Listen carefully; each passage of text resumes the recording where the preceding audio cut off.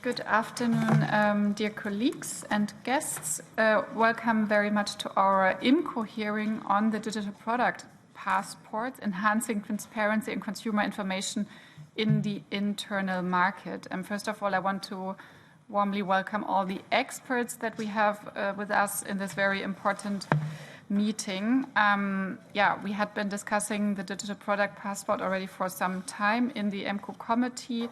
I guess from a lot of different perspectives, the digital product passport is of interest, of course, because of the digitalization and the potentials for consumers for more information, but also when it comes to the green aspect of it and having actually issues on repairability and so on included in the digital product passport.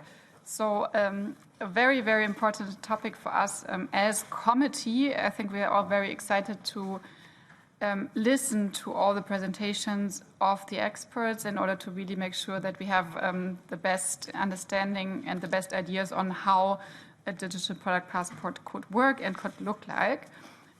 So probably without further ado, we go to the distinguished experts, listen to them, and afterwards have 2 rounds of questions and answers and a little discussion.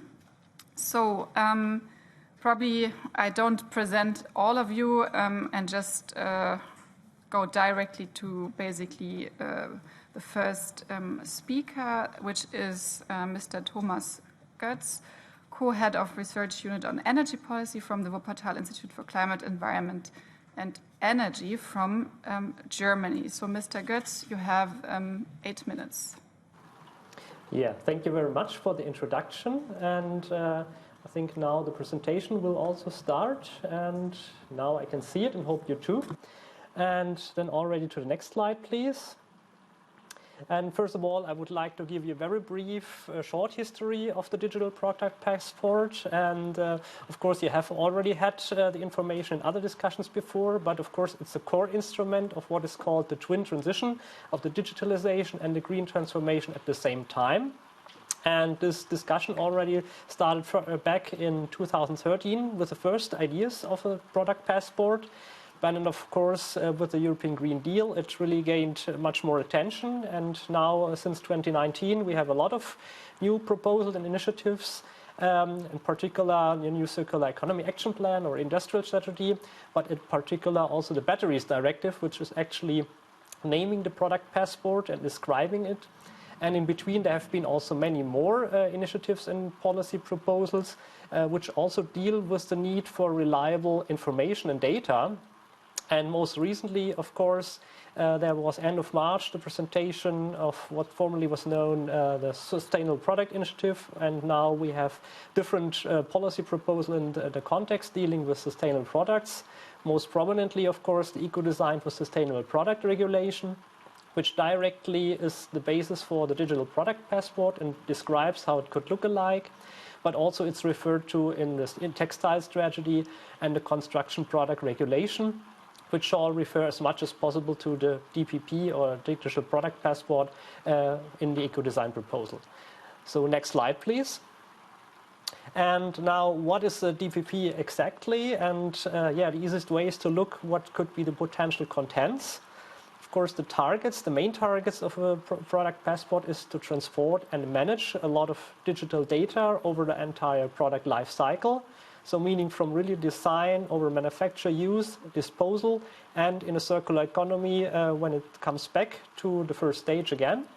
And for that purpose, different data is required. Of course, there will be basic product data, which identifies the product, for example, the producer or the origin. But much more relevant, of course, also other indicators like environmental indicators, for example, carbon footprints or product footprints. Aspects on chemicals of concern, for example, also raw materials could be a part of that.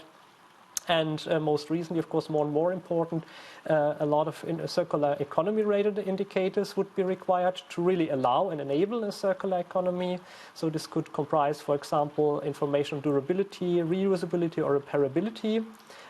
Also for end-of-life cycle, how the product can be disassembled or recycled, or the specific parts could be reused.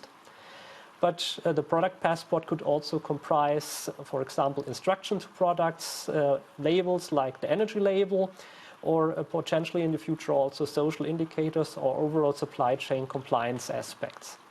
Next slide, please. So also to have a picture how it could look alike or how it comes from what we have today.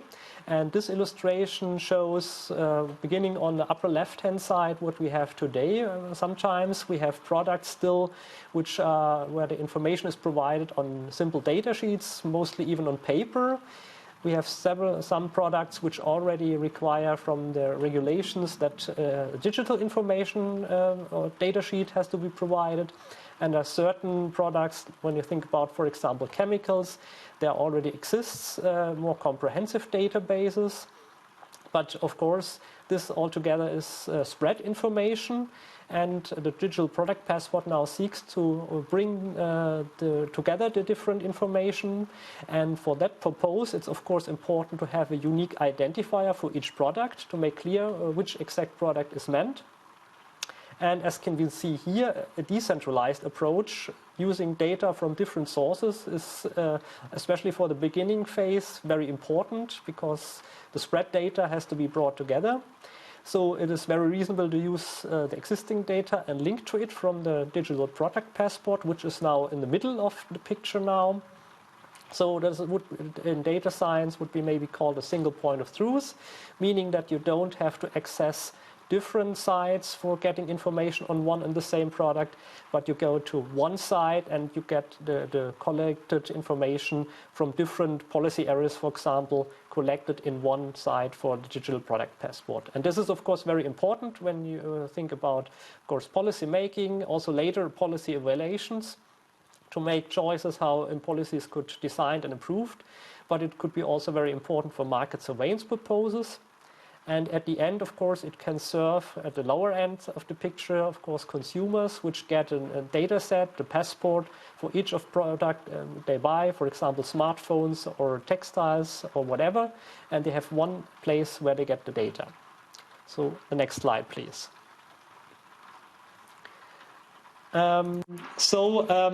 Then I showed you also the importance of the security of data, which is often mentioned by different stakeholders. And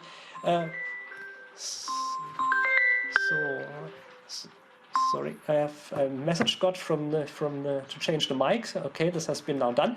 Sorry, then I go ahead. And yeah, the need to know principle is very important because data security is important, especially for economic actors in industry.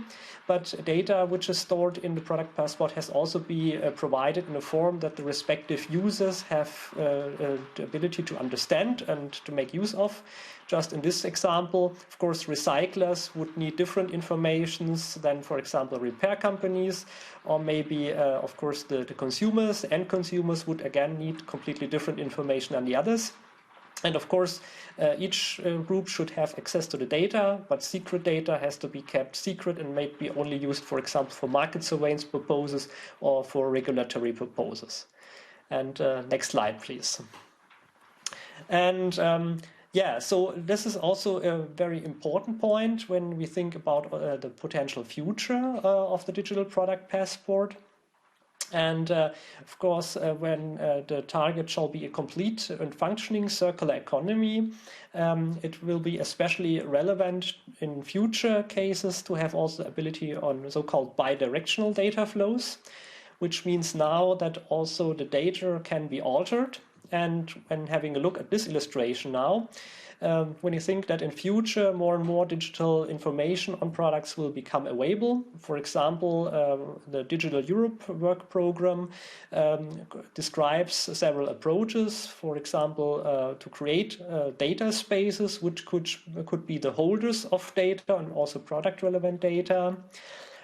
Then much more data is available, so there can be an exchange between the digital product passport in the middle, or let us say the product passporting system.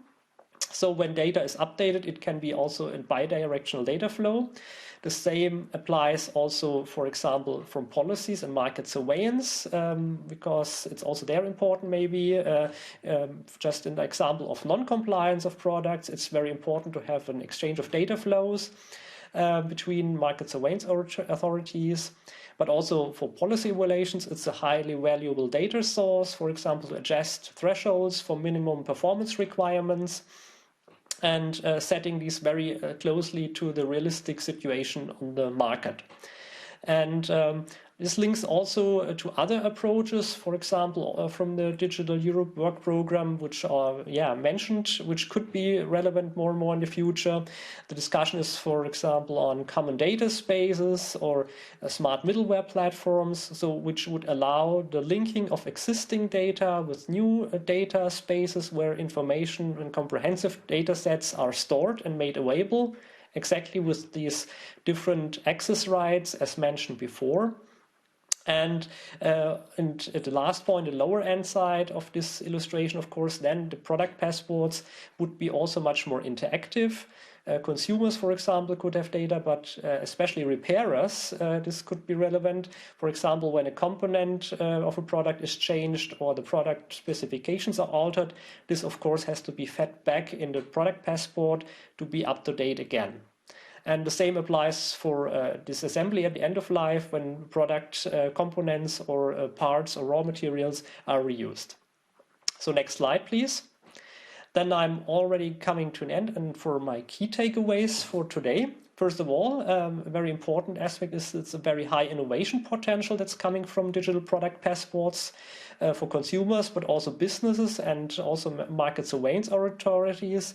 When you think about creating new, really green markets, which allow, for example, green public procurement, then it's also an enabling tool for all kinds of transparency and compliance management, which could ease the processes for businesses, but also create new circular business models in a low-carbon economy.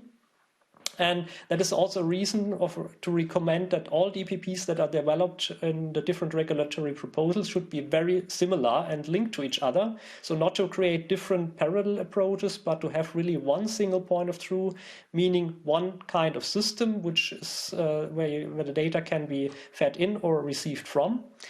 And for that purpose, it's already recommended to have intensive dialogues with all the involved stakeholders.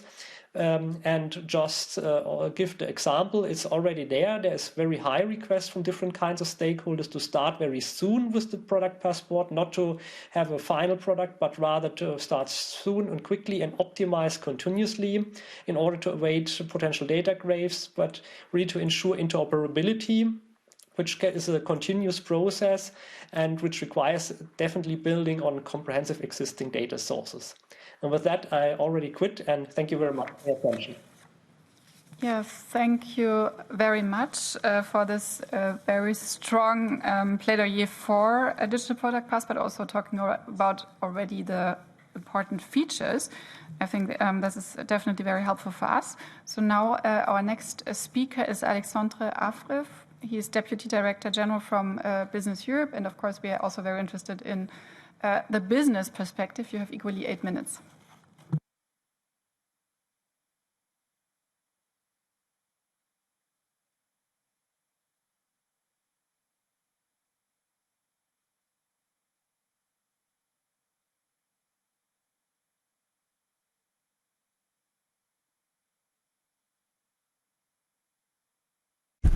No microphone for the speaker.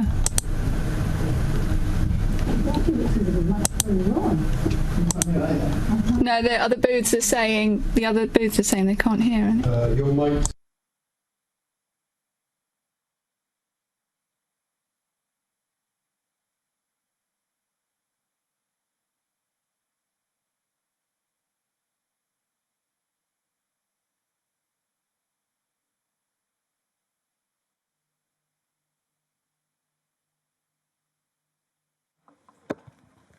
Is it working better like this?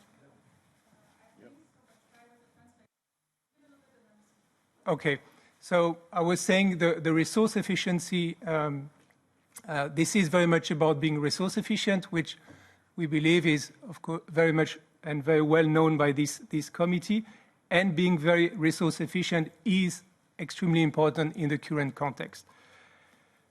The more we make Europe circular, this is very much about how we produce, how we consume, and here the design of product matters very much, and this is where product policy is really important.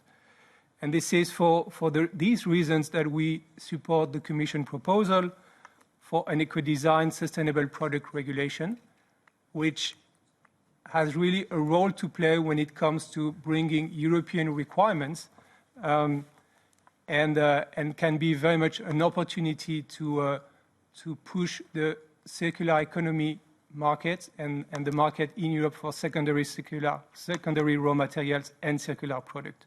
And we see a risk here to have and we observe a certain risk to have a fragmentation of the market, where we see different national initiatives and sometimes mandatory requirements which could very much put in question the single market.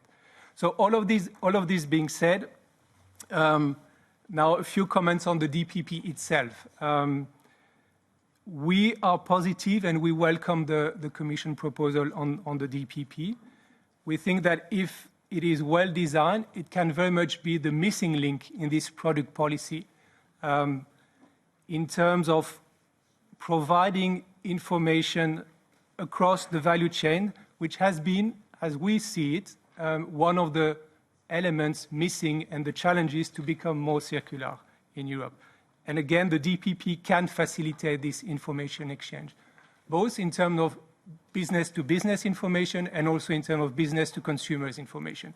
Business-to-business, it can be, for example, about information about waste treatment facility, about how to disassemble a product at the end of the life cycle, or business-to-consumers, and here this is very much about bringing more information to consumers about the environmental footprint of products, and in the end, to push the demand for circular products. So overall, what we can say is the data collection could be useful, but needs to provide certain, or to meet certain requirements. And here, this is where we have been identifying, I would say, 5 main principles in terms of what the data should be shared should be met or should meet in terms of information.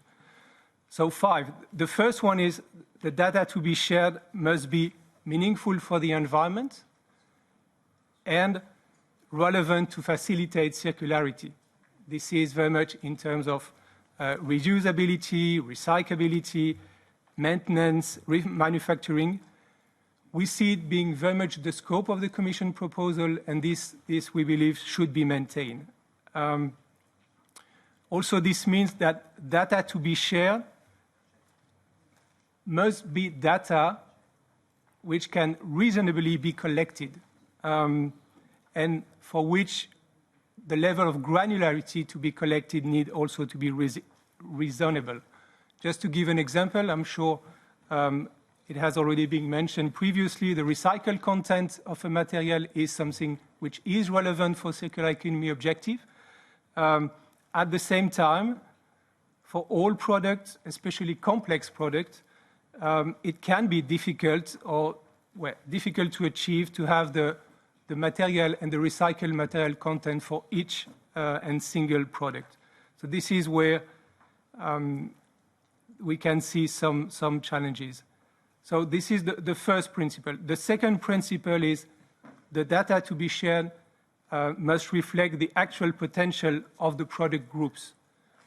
I think it's self-evident that in terms of technicalities or specificities or information requirements, it's difficult to compare a T-shirt and a washing machine or detergent and car. So here for us, it's very important that information requirements have to be product by product. And this is what we see in the current Eco-Design Directive, where there is the product by product approach, which, as we see, works and needs to be maintained in the further Eco-Design framework and specifically for the DPP. So this is the second one. The third one, in terms of high-level principle, I would say, is data to be shared must be relevant to the needs of the different recipients. If you take the professional users, individual customers or consumers, authorities, all have different needs in terms of information to make very informed choices. And just to give one example, the result of compliance tests for a certain product against legislation is, of course, highly relevant for authorities, but does not necessarily bring value and added value for the customers. The same, the technical drawings of a product may be useful for a waste treatment facility, but if it is disclosed publicly, it may here undermine IPR requirements. So this is where we need targeted approach is necessary. The fourth one is about that data to be shared must ensure that disclosure of confidential information and sensitive information is avoided. And here again, just to give an example, in the component of a product, providing information about suppliers and information about suppliers can be a trade secret and not necessarily relevant for bringing more circular economy. So this is where necessary, trade secrets and confidential information needs to be protected.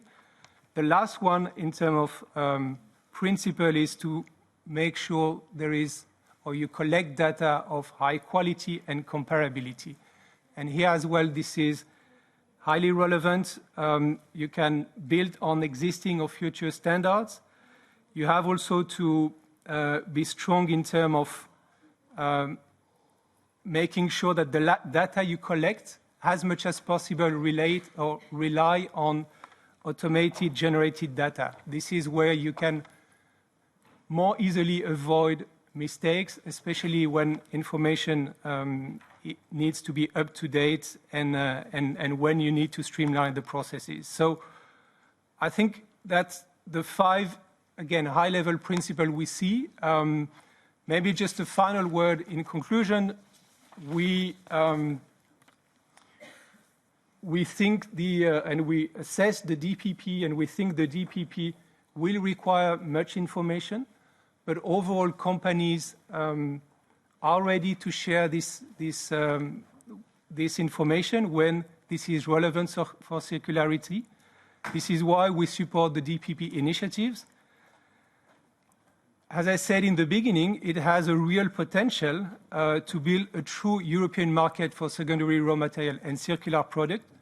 But again, to be successful, we think it's very important to keep it simple, focus on circular economy objective, and to avoid, I would say, sort of micromanagement, which would and could bring disproportionate cost and excessive administrative burden. So this is some of the conditions there. Thank you, Madam Chair. Thank you so much. I think it is important to hear that also, the business community is supporting the proposal, and I think it's very valuable that you made these very specific remarks on what is working fine and what is not working fine for you. Now we also will basically hear the consumer side, because also the proposal will have, I think, a lot of positive effects on consumers. So we have Silvia Maurer, who is Director for Sustainability from BOIG, from the European Consumer Organization. So Silvia, you also have 8 minutes. Thank you very much. I think the goal of the Sustainable Products Initiative is very clear. We need to scale up as quickly as possible the sustainability of all consumer products on the EU market. And the sustainable choice should be the affordable and the easy one for consumers. However, very often today, consumers are completely lost in a maze of misleading green claims or not having any information about the inherent characteristics of a product, which also then doesn't allow them actually to prefer one product over the other. And there, when we look into the legislative proposal, we believe that there's a lot of potential in a digital product passport, precisely to give consumers more information about how long can a product last, can I repair it, are there spare parts, how much energy and resources does it consume, can it be recycled, and these kind of questions. Today, usually they don't know anything unless they purchase products that have, for example, trustworthy labels of environmental excellence, such as the EU Eco label. And we see from the conversations that we have with our member organizations across the EU that consumers do have those questions. That's why they very often come to the consumer organizations. I think also the product passport can make a very large contribution actually to better design of products from the manufacturer's side. Because what we have seen when the REACH legislation and the consumer's right to know has been introduced years ago was actually that companies started to redesign products in case there were like harmful chemicals included. It's just that this right to know in REACH, for example, has never worked very well because it was very burdensome for consumers to get the information. With the digital tools, that can become much easier. However, similar to what Alexandre Affre from Business Europe just mentioned before, I think it's important to embed the digital product passport in the bigger system and to be very smart about what information is required and who are the users. From my perspective, I think the digital product passport will only work if specific user groups beside consumers actually make active use of the information. So it's really for the legislature to use the information to set quicker and better eco-design requirements, but also for standards institutes to make sure that we have at the very beginning of eco-design processes very good standards, technical standards available, and are not faced always with this problem that you cannot set a legal measure because the technical standard is not there. But also manufacturers and retailers, because they can maybe get information about what products they put on sales. And finally, also the consumer groups who can work as multipliers and put this whole information of the digital product passport in perspective for consumers and make them aware about it. The biggest potential that I actually see is for market surveillance authorities. Today, we have not good enforcement means, and when we have heard from the colleague earlier from Wuppertal Institute, I find it very interesting that there could be the possibility to have unique identifiers, for example, that allow you to trace the authenticity of a product along the supply chain. I do not only work on environmental topics for BIRG, but also on product safety, and we do have very large problems for the moment with compliance of products that are traded via online marketplaces that come directly into the EU from mainly Chinese sellers that have not been checked anywhere. So it's also important that this digital passport will be tied to the work of the customs authorities and the market surveillance authorities. So that's really my main message. You need to embed it to the overall system and to be very smart about the data that is collected and the usage that is being made with such passport. I would also maybe conclude with 3-4 points of caution.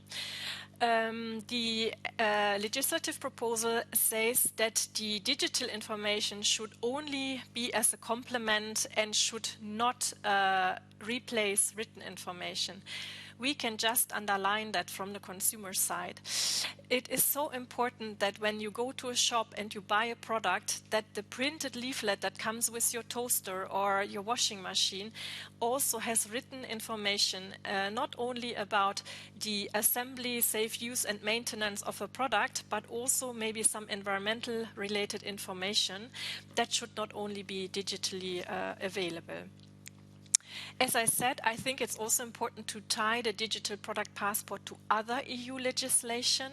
There is a lot going on to facilitate the green transition, including informing consumers, due diligence in the supply chain, but also safety legislation. And that's very important that it's well embedded into an overall system that works. If the digital product passport is as it has been outlined in the legislation, I think we are okay with it because it has a lot of benefits. So it's a system where a producer gives information that travels with the product along the supply chain and can be used and read by different users. This is really good. I think we would have some question marks how in the future you generate some data. So for example, if you want to know something about durability of a washing machine, will in the future all our household appliances be smart and check constantly on the user? Like, is my washing machine checking how often I use the machine, with what program, at what temperatures I wash, do I do the maintenance? I think that's there where a lot of the digitalization goes further, and we certainly don't want to end up in a surveillance economy where every item is actually spying on consumers what they do in their private life. I think I would leave it here, and then I will be very happy to answer questions also along the process when you discuss the proposal in more details in the committee.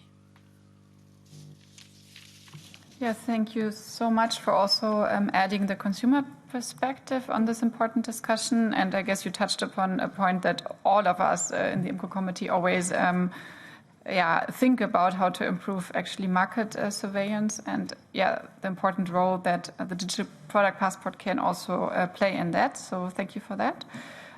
We have now Guy Etier, a member of the executive committee of the Global Battery Alliance for 5 minutes. And I think that is also interesting because indeed in the battery regulation, we had already included the digital product passport. So there it is already very much more proceeded, the discussion. So probably you can also comment on that.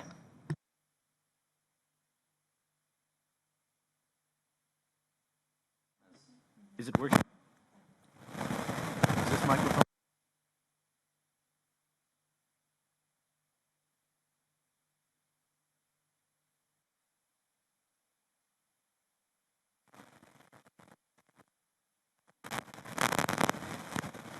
This one? Okay, well, I will do my best. And I thank you very much for the opportunity. Am I good? It's okay? Thank you. Thank you. Thanks a lot for the opportunity. And this is a very interesting. Maybe I can have the slides. I'm not going to go over the slides, obviously, on a one by one, but I wanted to use this as a focus of your mind for our discussion. And maybe we go to the next slide already. And I represent the Global Battery Alliance, which is an alliance of industry and civil society that has been created in 2016 out of a real drive for demonstrating that battery can be a real motivator for the energy transition. And the first step in that process was very much to realize that there is a requirement for accountability and traceability of the material from the supply chain to the end of life and to the recycling. So on a voluntary basis, this group of people made their flagship work the development of a battery passport for obviously the battery. So maybe I'll have the next slide.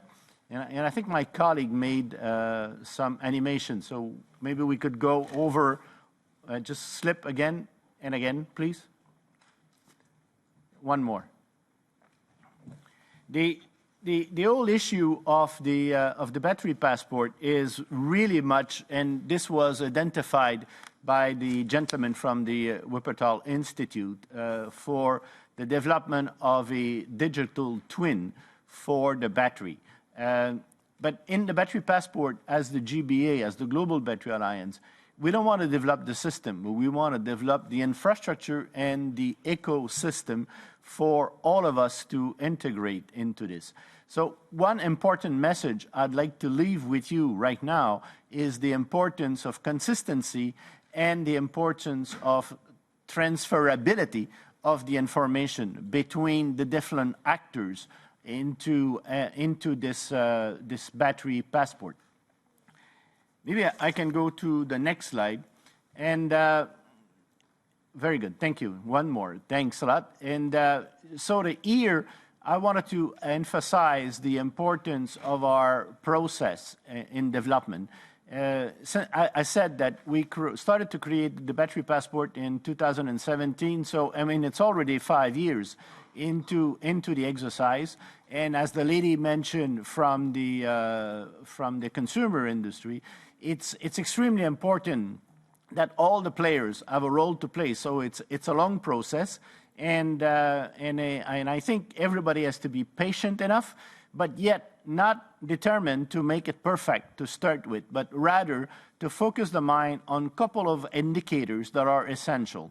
And from our point of view, we thought the two indicators for battery that are essential, one is the greenhouse gas impact for the material, and the second one is the social aspect. And in particular, I don't have to tell you that some of the material that goes into rechargeable battery, especially for transport, are coming from regions of the world that are in certain difficulty, and sometimes children are involved in mining. And we don't want to see this material into our supply chain. So it's very important that the process itself can identify those areas and eliminate this into the area. So next slide, you see the priorities for the battery passport that we've given ourselves for the Global Battery Alliance. And I want to say this is in harmony with the EU Battery Directive also. And you see the priority there that I mentioned to you, which is the greenhouse gases and the child labor. Next element is also an animated slide, so you may want to have to flip a few times. But it gives you a sense of the interaction between the different players into the battery. And this was identified earlier again. This is a very important aspect.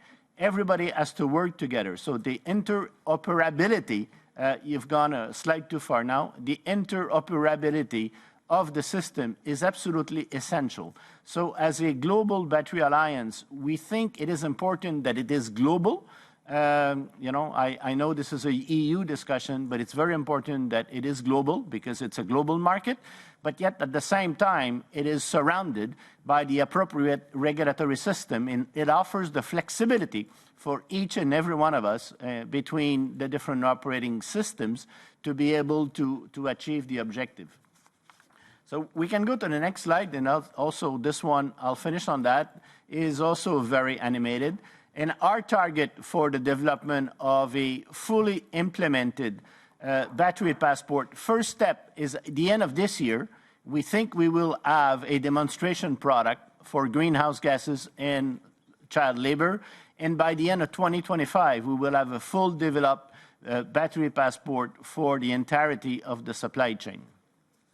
So last slide in my given 30 seconds more is the B3 passport we're working on is an activity that we're also working with the German battery passport, and we've been allocated a fair amount of money for the development of this. So I think it's very important that the members of this committee are aware of these other activities, and that, again, the emphasis is on the harmonization and the interoperability of those systems. Thank you. Yeah, thank you very much. I think it's very exciting to see that actually it is already happening in practice, that we have already product passports in place. And as you say, it's probably it's crucial to make them interoperable with the legislation that we are actually voting on and discussing. Thank you so much for that. So we now have Teresa Oberhauser, who is leading the project Circularise. And I think it's quite interesting because it's an innovative startup which works on a material traceability platform. So welcome, equally 5 minutes to you. Thank you very much, Mrs. Chair. I'm waiting a second for the presentation.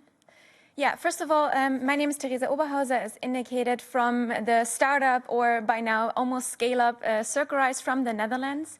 We are a supply chain transparency company that brings traceability to global supply chains with basically thereby enabling circular economy. And why is that relevant at that moment? Because we are at the moment, as far as we can assess it and hear it from the industry, using the most innovative system that there is out there when it comes to full material data protection in supply chain, which means using a decentralized public blockchain. Next slide, please. Why are we relevant to comment to this issue of the digital product passport? As you can see on the slide, we have been working since 2016 on supply chain transparency and specifically a type of digital product passport across various industries and with various big partners, specifically from the polymer industry, but going across different sectors with automotive, household appliances, but also textiles and consumer products, and have learned a fair share expertise here that we would like to contribute to this, and would like to congratulate the delegates for this great progress on the digital product passport. Next slide, please. Now, generally speaking, we're all aware about the great advantages of a digital product passport, the growth, driving growth, mitigating risk, and reducing costs. However, if we look at the industry, what we see is that a true digital product passport is only possible if we have cooperation from industries. Cooperation from industries is possible if we can secure the main protection of their business. That means, first of all, making sure we can implement a digital product passport in a way where the core recipes and their competitive advantage is protected.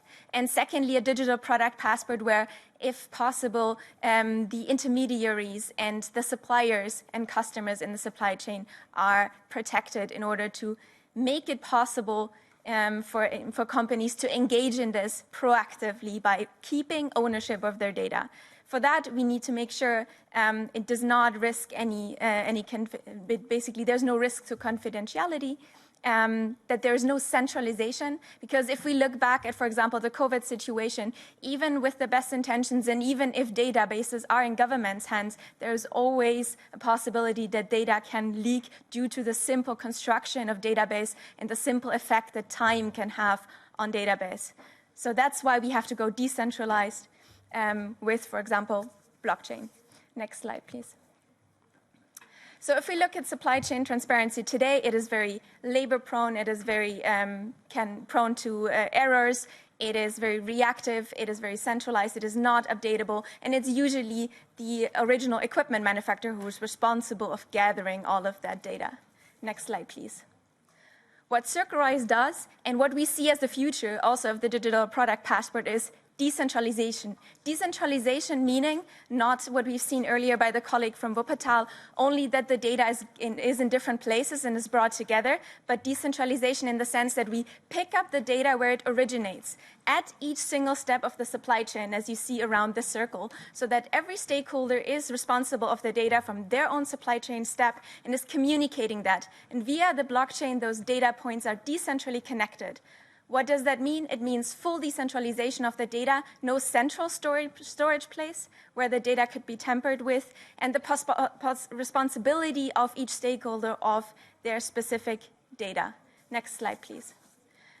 What we've been working on is a smart questioning solution, which is currently patent pending, a solution that makes it possible to actually share insights instead of the full data. This technology is actually a mathematical calculation that makes it possible to give information about your material and prove that the answer is correct without actually sharing the full bill of material. Because we need proof of the answers that we have about the material, but we do not always need to actually see the full bill of material. Next slide, please. Just an example. Next slide, please. So, what is relevant to keep in mind when we talk about blockchain? It is very relevant that blockchain makes sure that we can work with data in a decentralized fashion, which means that not us as Circularise or no one that builds the blockchain system is actually holding that kind of data, and that we can actually trust the system to implement it well. That's why we need a public blockchain that's fully decentralized. Next slide, please. Now, for the lessons learned in the end, first of all, it is very important to make sure we have not just data, but trustable data. And secondly, it is very important that we have interoperability, that we do not build another WhatsApp versus Telegram, but that we have something like in the email system, an email protocol, a supply chain data management protocol that makes sure that all systems, whether this is Circularise or someone else, can work with each other and can be interoperable in order to share the data across the whole supply chain. Thank you. Yeah, thank you so much also for pointing again to the problem or to the challenge of data protection, but also, of course, to interoperability that was mentioned before. Always a big topic. I look at our rapporteur on the DMA, where we also discussed interoperability a lot. It's a recurring topic in this committee, indeed. So now we move to the next speaker. So we have 2 speakers left before we go into the discussion. I give the floor now to Marianne Uthmann, Head of Sustainability from Trace.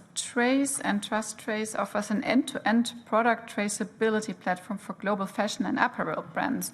So yet another interesting basically product where we have already some traceability challenges, but also some solutions apparently. So Marianne, the floor is yours for 5 minutes.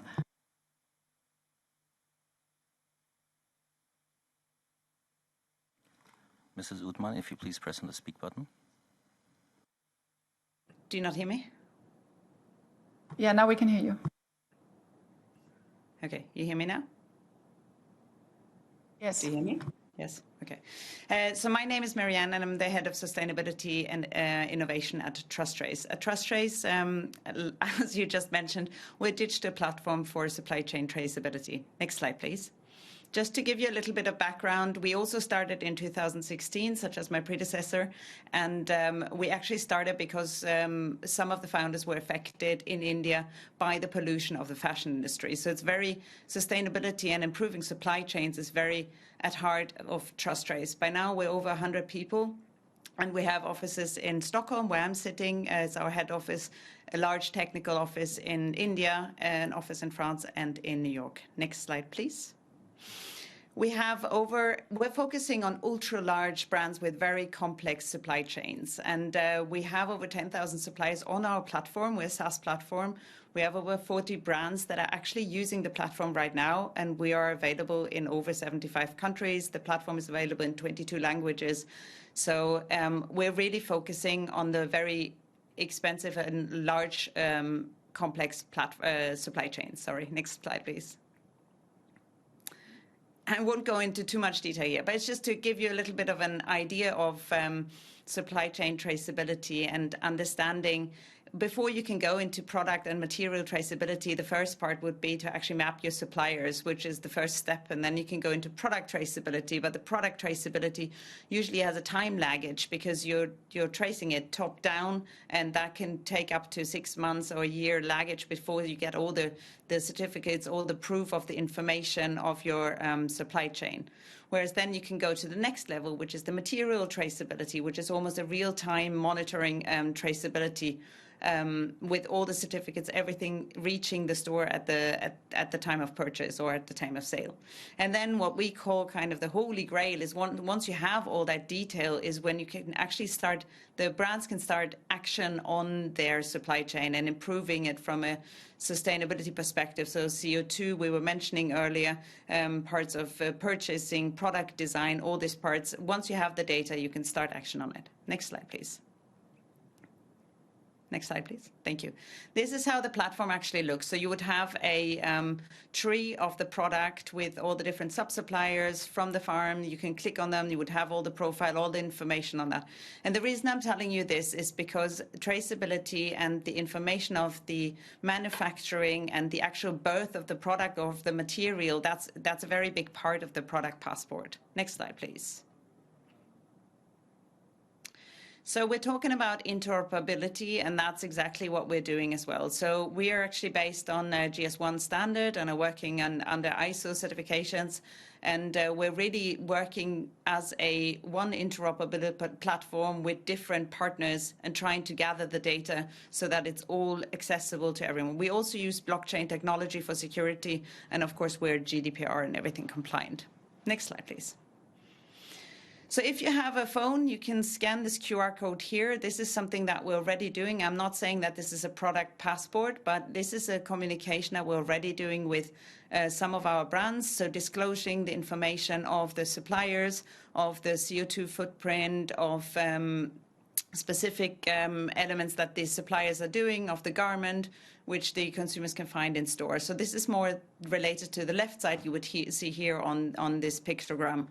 Right now, we're also in 2 governmental funded programs where we're developing the right side of this wheel that you see, which is much more related to the product passport. So we're focusing on gathering data on the products that are actually returning from the consumer and gathering data on the recyclability, the durability, the repairability, from the cost included and including all this information in the passport. We talked earlier about the different individualized tagging methodology. We're actually experimenting with that. We're using NFC chips to test with that. We're using QR codes. So there's different testing solutions that we're working on. So ultimately, if you go please to the next slide, what we would have is, once we have this module, is a full product passport with the consumer communication, with the transparency information, with the information about what you can do as the next step with that particular product. And we're building the module that it's also usable for recyclers, for repairers, for brands, as well as for consumers. And that's it. But thank you so much for your attention. Any questions, please let me know. Thank you so much. I think it's really good to have another example of supply chain traceability, and very good that you have already these very practical experiences that we can also basically use in our discussion. So thank you so much for that. Last but not least, we have Joaquim Núñez de Almeida. He's Director of Mobility and Energy Intensive Industries of DG GROW from the European Commission, to also, of course, comment and explain probably a little bit on what the Commission had already proposed or has in mind. Good afternoon. Just a second. So, thank you very much for being here today with you. The transition to sustainability and the circular economy requires smarter management of product-related data across the product life cycle, from manufacturing to use, reuse, and recycling. Most of this information exists somewhere, but is not available to all actors along the value chain today. And this is lost potential for the entire economy and increases the EU dependency on primary materials. The circular economy is primarily about value retention in the economy, and increasingly the value of products is bound up in the data they hold or generate. The loss of this data, therefore, implies lost value for companies and the wider economy, less informed consumers and authorities, lost functionality for consumers, and negative environmental impacts of premature replacement. Both the Parliament and the Council have also invited the Commission to investigate the possibility to develop a digital product passport, including relevant key elements for product categories with a high sustainability and circularity potential. The DPP proposed by the Commission in the context of the ESPR, Eco-Design for Sustainable Products Regulation, can play an important role as a means for digital transformation of the internal market. It may facilitate customs and market surveillance authorities, as many have said today, to better carry out their duties on the basis of standardized information, in some cases already verified through independent third parties. Now, what are the main characteristics of the DPP as we propose? Well, the proposed DPP, Digital Product Passport, will harness the technological possibilities for product identification, tracking and tracing to ensure that data essential for other businesses, consumers, and public authorities to promote sustainability and circularity is made accessible. Such accessibility implies agreement on standards, ontology, and interoperability. Please show slide 2. The EU DPP specific information will be composed of two main families of data. First, track and trace data, included information that is common to all products, such as company unique identifier, global trade identification number or equivalent. Second, by attributes, including product-specific information related to technical, environmental or circularity characteristics. Both families of data will become accessible to the users through a unique identifier, meaning a multifunctional data carrier, such as a QR code. The data carrier shall be physically present on the product, its packaging, or on documentation accompanying the product. please show slide C6 for a preliminary idea of how the system could work. The DPP is based mainly on a decentralized approach where all the information remains where it belongs, meaning with the economic operators that own the information or a responsible entity for placing the products on the market. Access to information will be based on a need-to-know basis, establishing different access rights for different stakeholders depending on the information included in the DPP.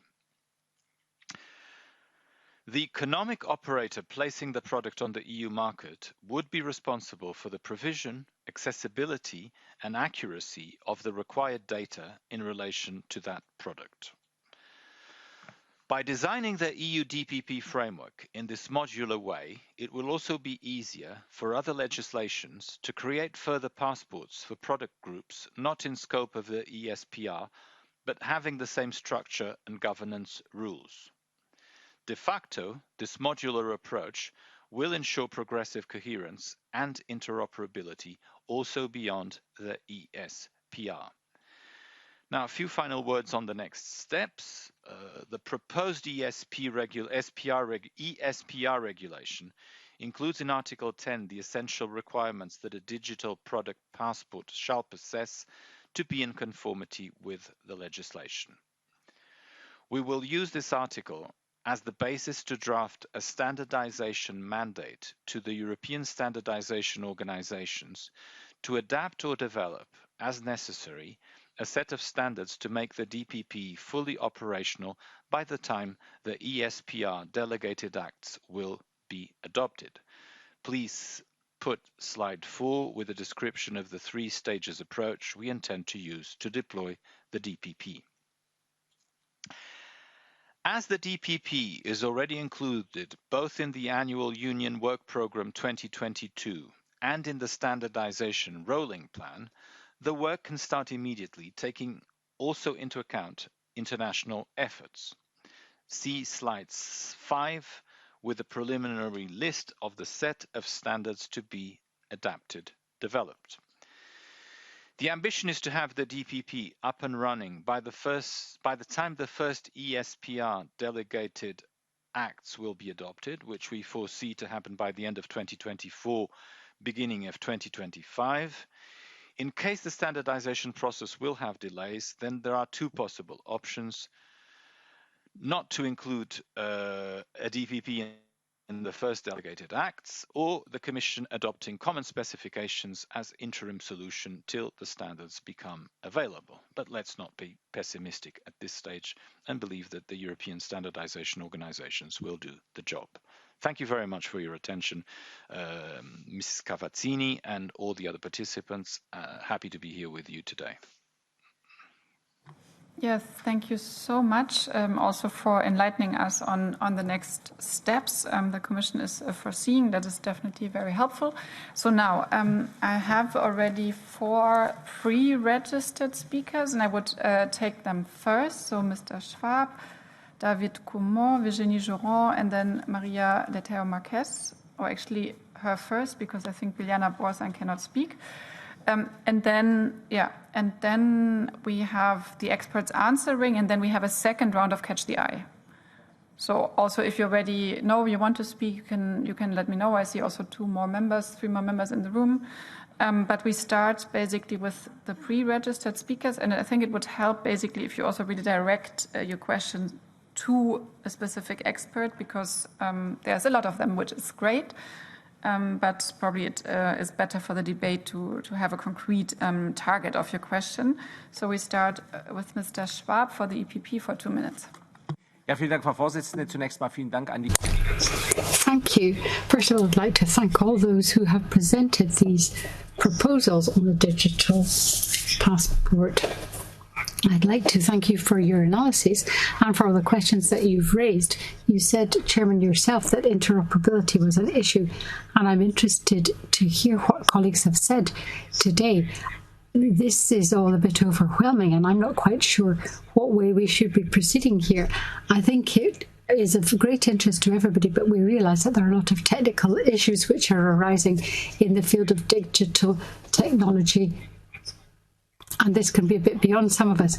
There's a digital market, there's the ESPR, there's the general product protection, there's private product protection and product privacy, interoperability I already mentioned, but there are a lot of questions that we need to address.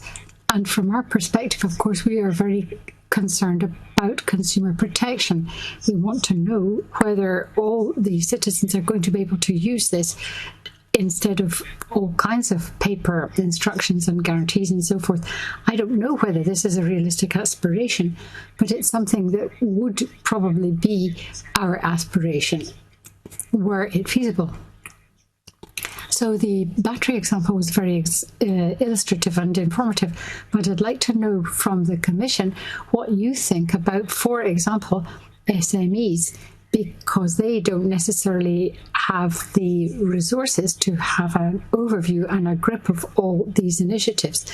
And they obviously are going to be required to produce DPPs, but they may not be able to do so quickly. So it's extremely interesting, but there are lots of questions. I don't want to take too long so that others can take the floor. Thank you. Yes, well, we already see a bit of progress, people trying to be a bit more succinct so that other colleagues have a chance to take the floor. Thank you, Chair. In fact, I have two questions. One on behalf of Biliana that is not present. I'm going to start with her questions, and after, can I put the mine? In 2 minutes for both questions? It's difficult. Okay. So the first, Biliana. Biliana is sorry for not being able to intervene. She's travel delays. She thanks you for the intervention and highlights the importance of the digital product passports in making the sustainable choice more accessible to consumers. She underlines that it is important to ensure that the digital product passport applies to as many products as possible and that requirements concerning lifestyle of products are mandatory. Since we still do not know the form of the product passports, now we know a little bit, Biliana underlines it's crucial to ensure user-friendly language and that new system allows comparison between products. She would like to ask our guests what are their thoughts on using the product passport to highlight the social aspects of the product. Studies have shown that consumers are more and more concerned by the social elements of production and usage. This is the question of Biliana. I have my questions, but may I? And DPP is very important for consumer protection. It can generate important data, help market surveillance and customs authorities to ensure compliance, and it can help businesses with their due diligence. However, it is very important to pay attention to the DPP design so that it will be more than the mere dematerialization of paper-based tools we already have. We need a really digital transformation. Mrs. Gotts mentioned the need to ensure passports are not data graves and that interoperability, probably the word more referred in all the intervention, is ensured. In your opinion, how should we standardize digital product passports? Should it be a formal EU-led initiative? We all know in this Commission the difficulty to promote really interoperability between different information systems. Are you really think, is it possible to assure in this case? I also would like to know the opinion of speakers about the possibility to have a dynamic passport, special for dynamic products, Mr. Mauer from BEUC mentioned the need to link DPP to product safety activities. So I guess this is something BEUC has already talked about. Thank you. Thank you so much for these interesting questions. So we now have David Como online, I think, sur ligne. Oui, bonjour Madame la Présidente. Bonjour tout le monde. Good afternoon. I'll try to be as brief as possible. Thank you for your presentations. They were very interesting. Of course, there are lots of answers outstanding. I'd like to hear a bit more about a secure space for data. There are those who talk about there being an infrastructure created which will host all the data and that it will take on a decentralized structure and it will therefore be operated by economic operators and there will be a limited public access. But if this is a decentralized structure, how will we know that the data is actually in the public domain and is subject to European scrutiny? Because I wouldn't like to think that private sector operators might be able to access this data and it not be subject to proper surveillance. I hope that this is a clear enough question. I'm actually not sure, Chairman, to whom I should address it, but I hope at least it's a clear question. Thank you.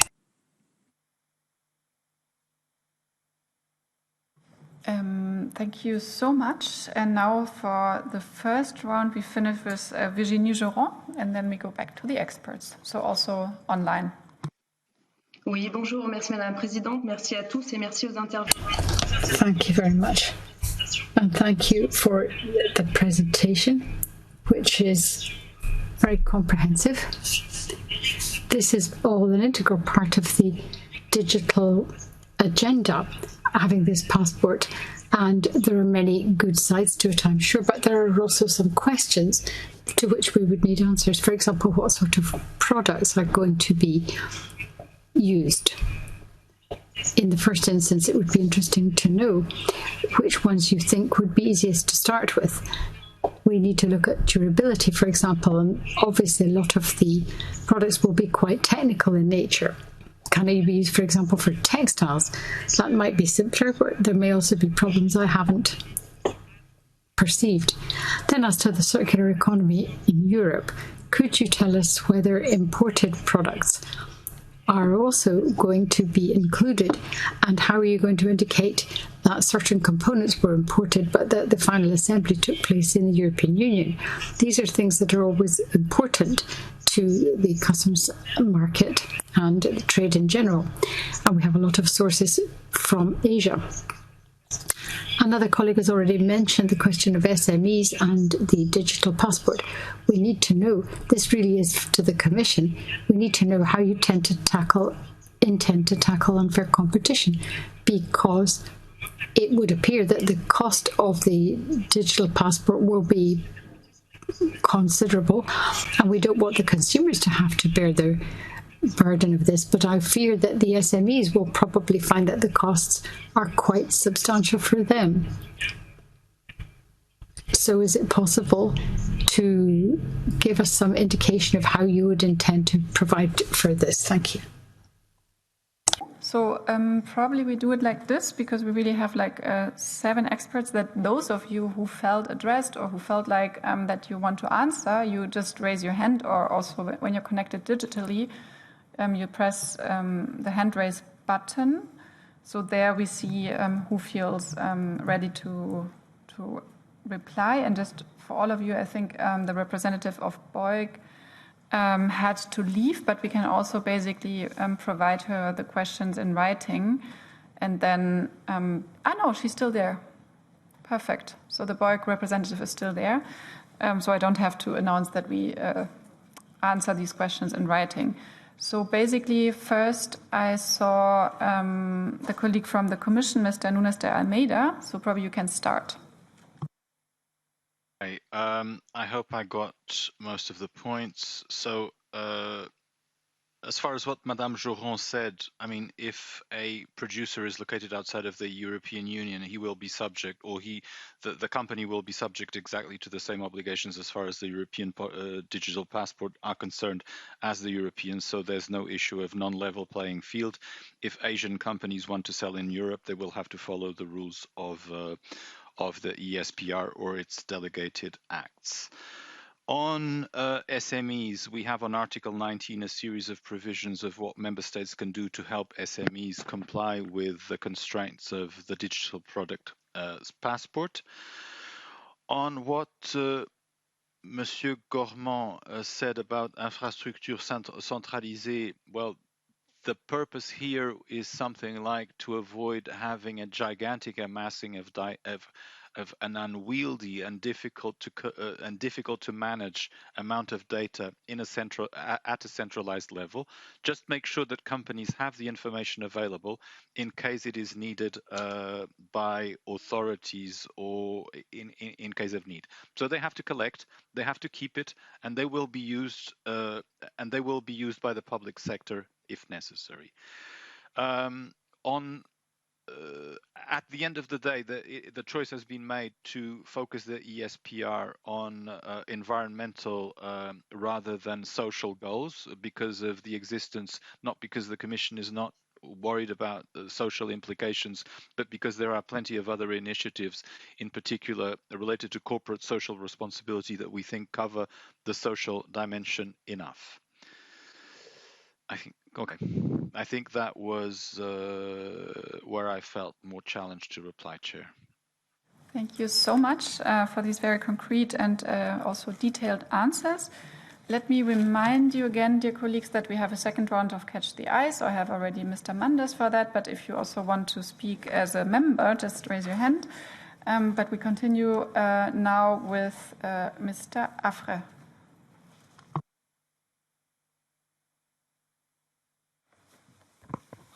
Thank you, Madam Chair, and thank you for the questions. Answers have been provided. Maybe from me, just a couple of comments. I think Mr. Schwab made a good point about there are a number of still open points, and there is really a lot with the DPP and a lot of technicalities which will need to be worked out. So that's a very important point where we think the product by product or product category by product category approach makes a lot of sense. I'm not saying this will provide easily answers on all these points, but this is really a principle which we think is essential to the good implementation of the DPP. I think the point on SMEs was also very relevant. I didn't have time to touch on this in my first introduction, but it's clear that SMEs, when it comes to circular economy, are extremely important. They have a strong role to play and they need to be empowered. And the DPP can, of course, but this is a lot of information which will be asked to SMEs in terms of collection and disclosure. So a tailor-made approach here via the implementation of the DPP, the Delegated Act, and the Commission just mentioned this, will be extremely important, including additional support in terms of guidance, training opportunities, and financial support. Last two quick comments. I think there was a point about how to make the DPP more dynamic.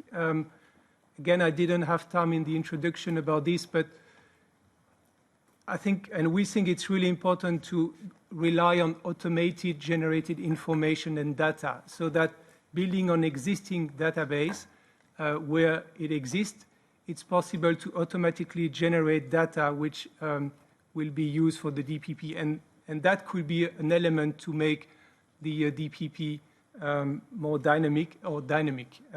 Last is about social. I think Guy mentioned the batteries, which has a social component. Yeah, we think here as well, and the Commission replied, we see other European legislations at company level being the right instruments to address social considerations. And the DPP is probably not the first in place. Thank you. Thank you. Yeah, then the DPP is basically the channel of this legislation that is being developed, I guess. So now, Silvia Maurer from Borg, please.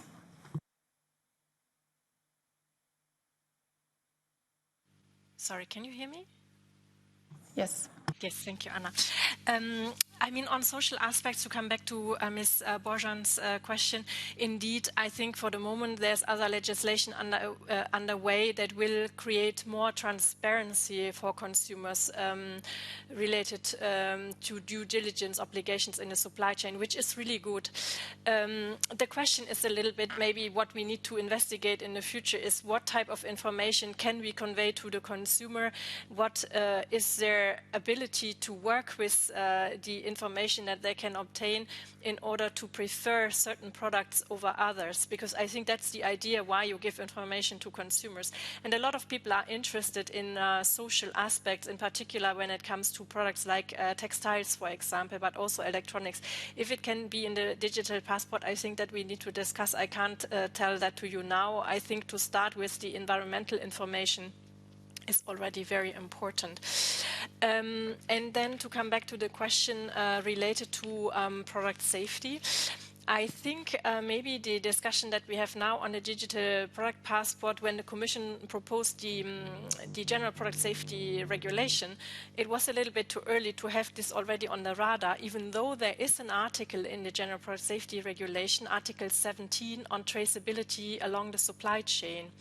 And we would find it very important that the European Commission actually receives the competence and the power to require traceability that would also be tagged to a product and allow for unique identification and authenticity checks at the customs to make sure a product is safe. So the idea is a little bit the same, but it's not formulated as extensive as the proposal for a digital product passport already in the revised eco-design proposal. But they're also very happy to stay in contact and give some more information afterwards. Thank you. Yeah, thank you so much. It's also good that you all are concise, that we can have a second round. Now I had Mr. Etier.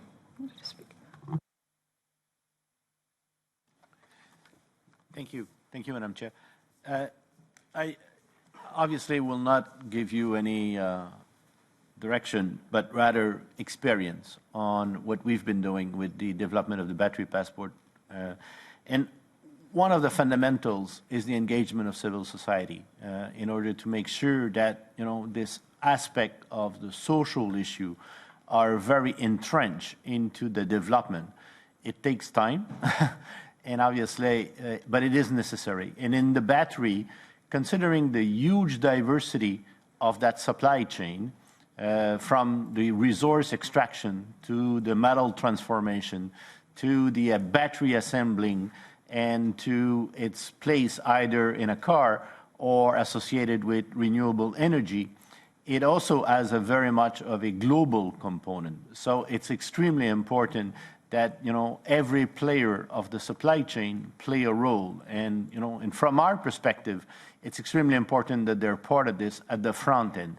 So I think it is something that is essential from a resource efficiency point of view, but it's also very essential in terms of the front end of the exercise in battery, where the demand is so great right now and the resource intensity is so important. So it is very important.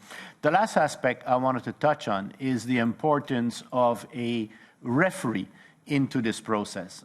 The gentleman from France mentioned the whole issue of transparency of information and reliability of the information. I think it is essential that there is an audit process that is being put in place that allows for the verification of the information and to give all of us as consumer the assurance that the information that is provided to us through this passport is adequate in a true representation of that supply chain. Thank you. Yeah, thank you so much. Now I have Mr. Götz. Yeah, thank you very much. I'm also starting with the first question. Of course, the impact on SMEs is highly relevant. in that purpose, it could be very important that the new product passport provides additional benefits for them, in particular by reducing or easing their already existing reporting efforts. By this means, also SMEs could benefit in particular from such a new system, where at the moment they have higher or even the same efforts like big companies, and so the product passport can really ease up when implemented in the sense of small and medium enterprises. Regarding the second question on comparability and the social aspects, it's very important to base this on this need-to-know principle. It means also that the information has to be provided in a way that is understandable for the respective target groups. So, of course, for example, aspects on social information is relevant for all stakeholders, but it has to be made available, for example, for end consumers in a language that they understand, and they understand how the product has developed along the value chain.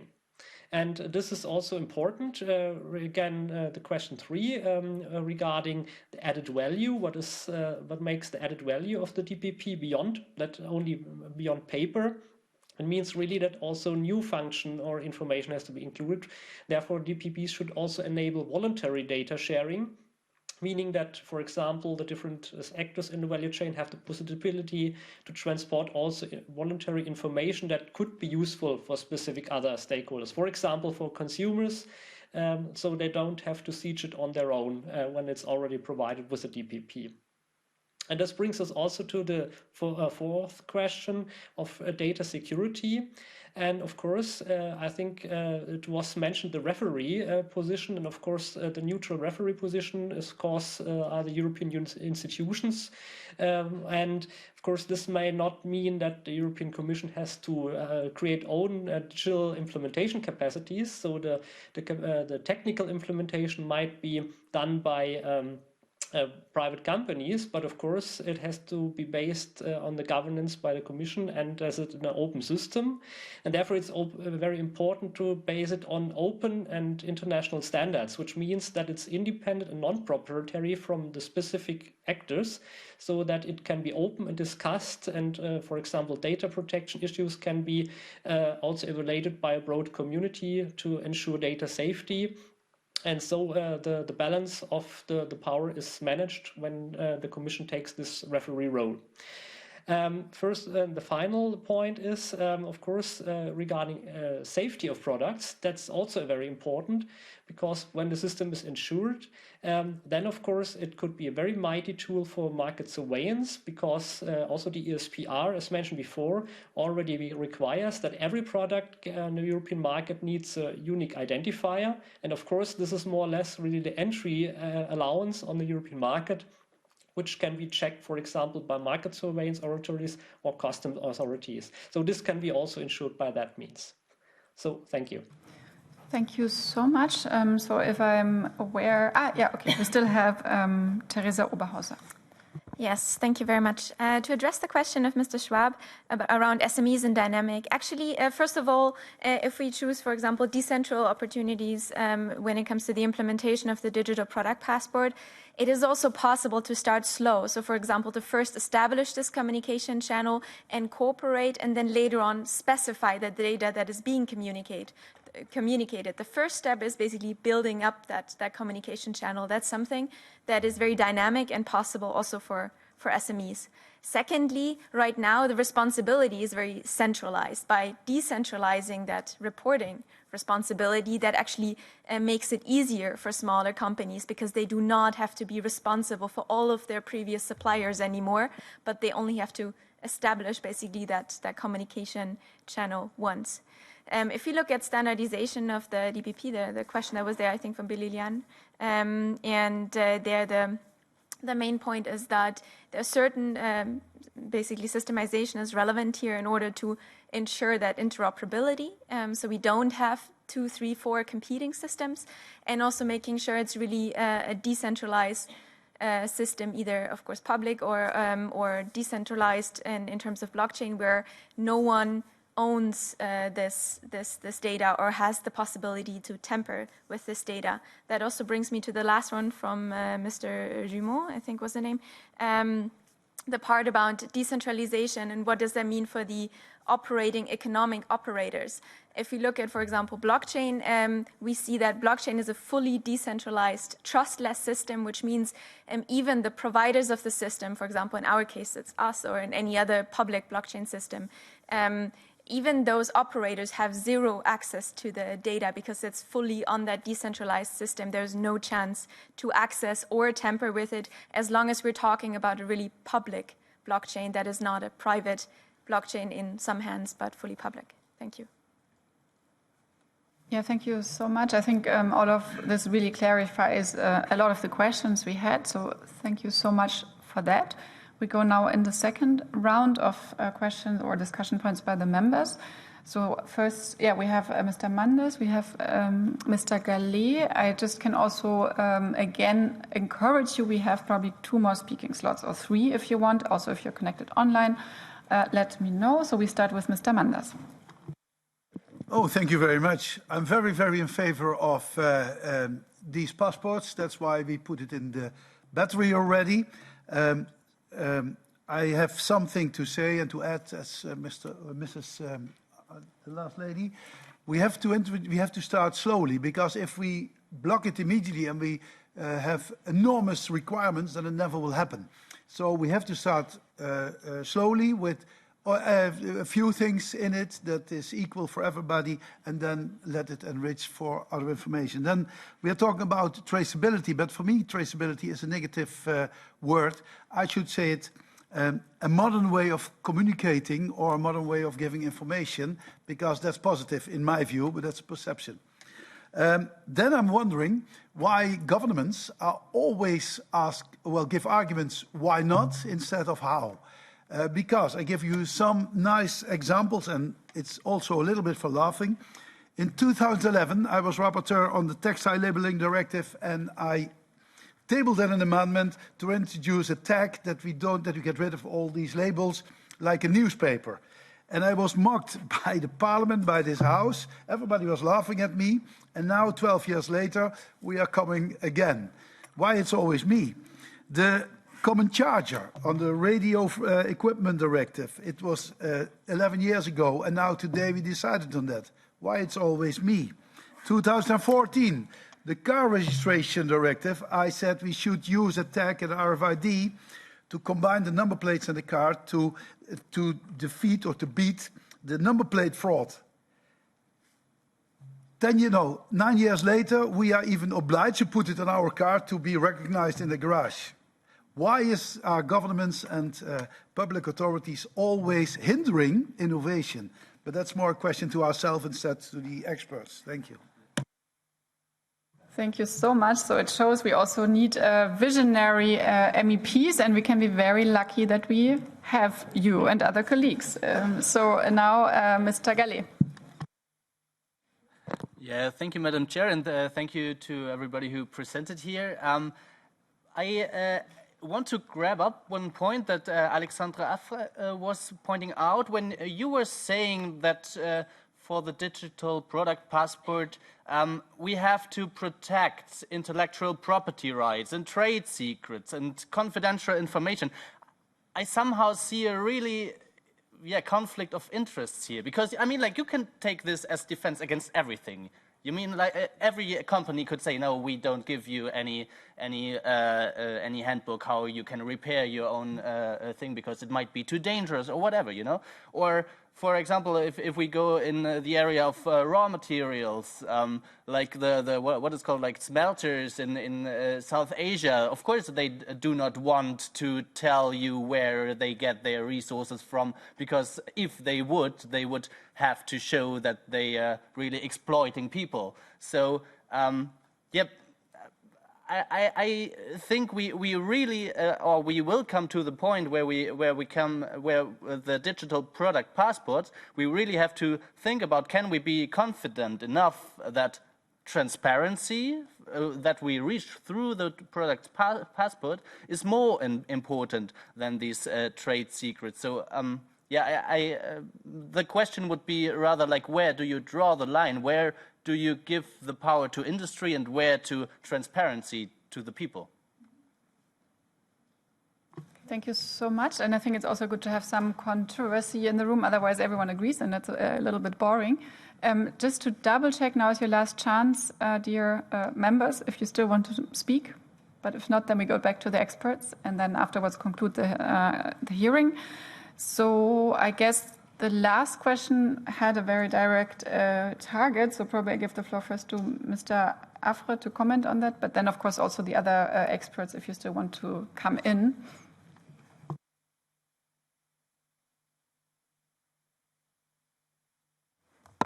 Yeah, thank you for the question. I think it gives me possibility to further elaborate on this one. We are, so first overall, as I said very clearly, in favor of providing additional information, and this is necessary for having the different actors along the supply chain well informed and in a better capacity to design product, to develop product which are relevant for circularity. So that, I think, the first point. We are in favor of this. We are aware it will require more information to be shared and to be disclosed. And we are fine with this because this is relevant to make circular economy stronger. Now, yes, we think there are a number of, and it's difficult to be exhaustive. It's not always easy to draw a line very clearly. But yes, we also think that you need to keep safeguards for European companies to keep under confidentiality some information which are commercially sensitive. And which are not necessarily relevant for being more circular. I think I was, for instance, using the example about a manufacturer to disclose information about its suppliers when it comes to the material of the product. It can be a trade secret. Is it an information relevant for circular economy? Not necessarily. From my point of view, not necessarily. What is relevant is for the product to inform about what is the recycled content. This is what matters in terms of circularity. Where the producers get the material from its supplier is not necessarily a relevant information for circularity. So, again, it's difficult to give a one-size-fits-all answer to the question, which is a very valid one. But all in all, we are aware and we acknowledge the need to have more information to be disclosed and shared among the value chain. It's necessary, but we need certain safeguards where, and there are certain legislations in place, so where companies feel this is, or can demonstrate as well that this is confidential and commercially sensitive information. I think that's really a trade-off to be found here. Thank you so much. And here, like expected, we also have the Commission wanting to react because, of course, indeed, it's probably also good to see how the Commission wants to deal with this like thin line between trade secrets, but also basically transparency that we need. And then very quickly, for the other experts, if you still want to speak, then just let me know, and then we conclude the debate. But first, Joachim Almeida. Yes, the reply is indeed a bit nuanced in such a way that we want to make sure that if there is, poisoned water in the value chain, that you cannot evade that because of a commercial secret or an industrial secret, but at the same time that businesses are not obliged to share their business secrets with each other. So the information will be carefully examined on a case-by-case basis when we prepare the product-specific rules in close collaboration with all the stakeholders.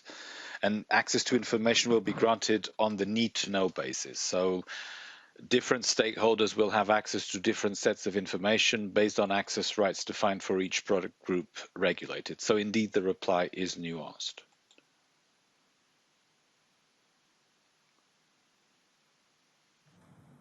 Thank you so much for this clarification. I hope that helps. So I still have now Mr. Etier and then Ms. Oberhauser. Yeah.